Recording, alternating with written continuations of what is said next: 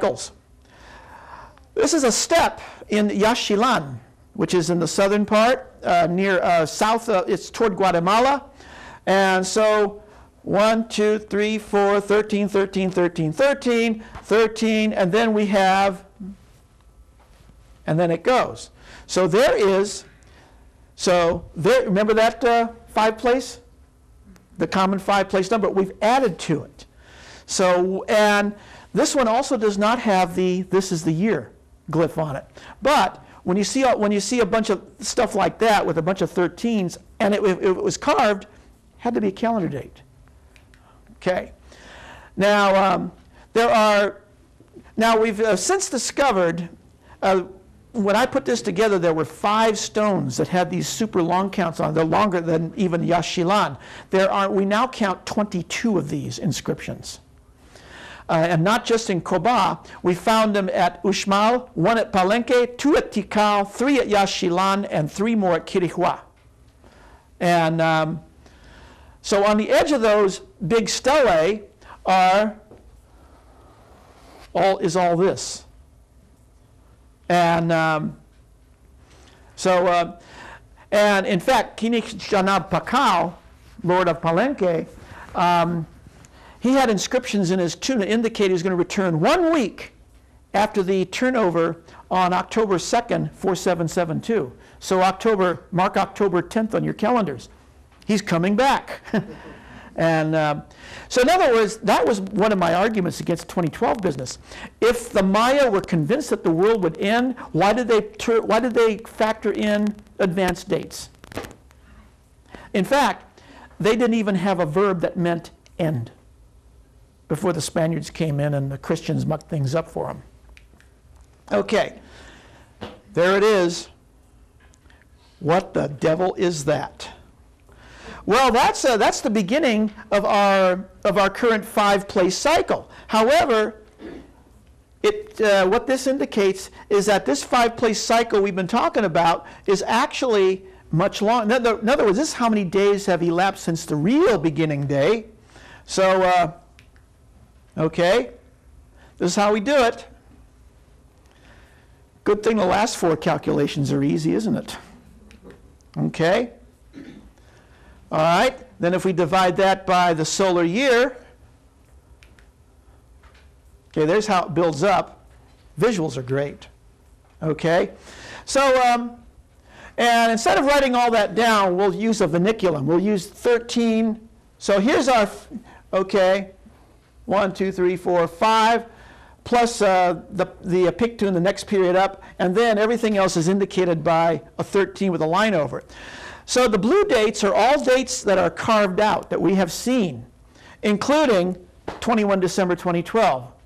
Came from a monument south of Mexico City.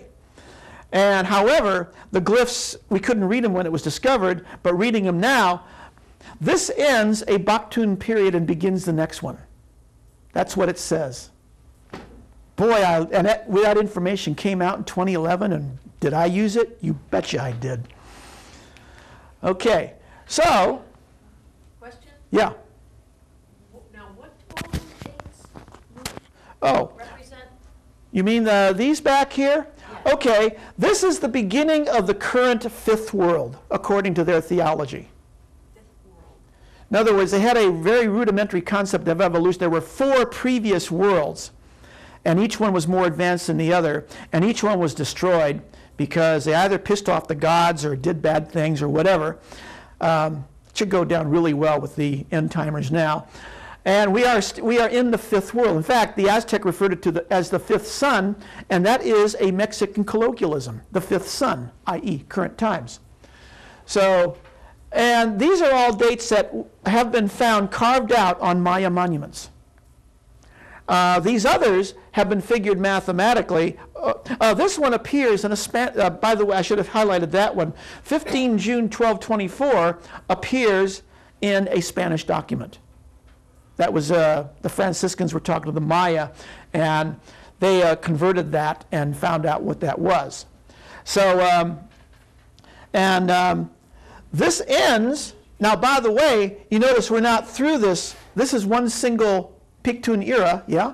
So So are those Baktun dates? Is that what those are, basically? Yeah, up to here. Okay. Then we've added the Pictun, because this is a Pictun period, 20 Baktun, Got it. and this is all the rest of them that you can think about or not think about, but let's keep it easy. So 21 December 2 years ago was this, plus that, plus that. And because 13 is not an ending number, that was the, now, yeah, the New Agers really didn't like me showing this one. Okay, so, oops, I'm going back. Why am I going backwards? Because I'm handling this wrong, that's why. Let's go forwards. Okay, so that big number, the beginning of the current era, is, since the real beginning, that many solar years since that date. We have found this date written in Koba. And it just blew all the archaeologists' minds, because everybody thought that they were just intimating eternity, and then somebody goes and excavates an inscription that's got that thing sitting on it. And okay, however, okay, here we have today's date. In long count, it's that 5-digit. There's the year and the 260-day calendar, otherwise known as this, otherwise known as that, and here it is in the Aztec calendar designation. All right, we ain't done yet. How long is this grand cycle? Okay, that beginning of the current cycle. The final day in this system will be that. Add 1 day, what do you get?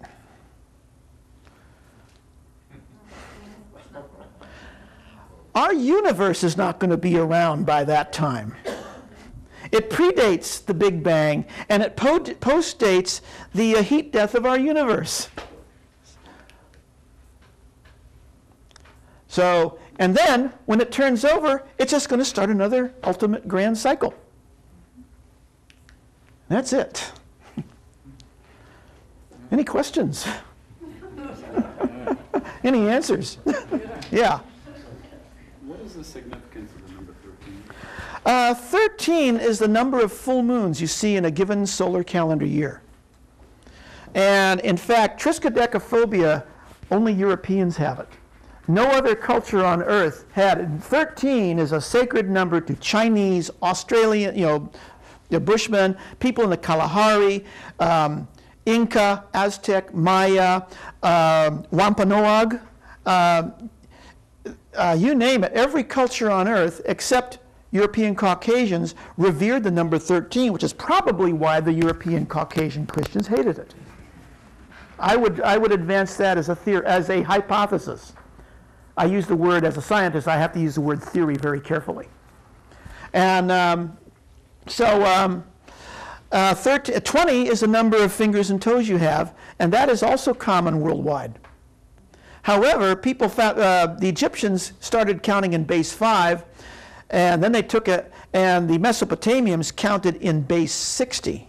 It's the Mesopotamians, that's the reason we have 360 days, 360 degrees in a circle, and 12 and 24 hours in a day. That's their fault.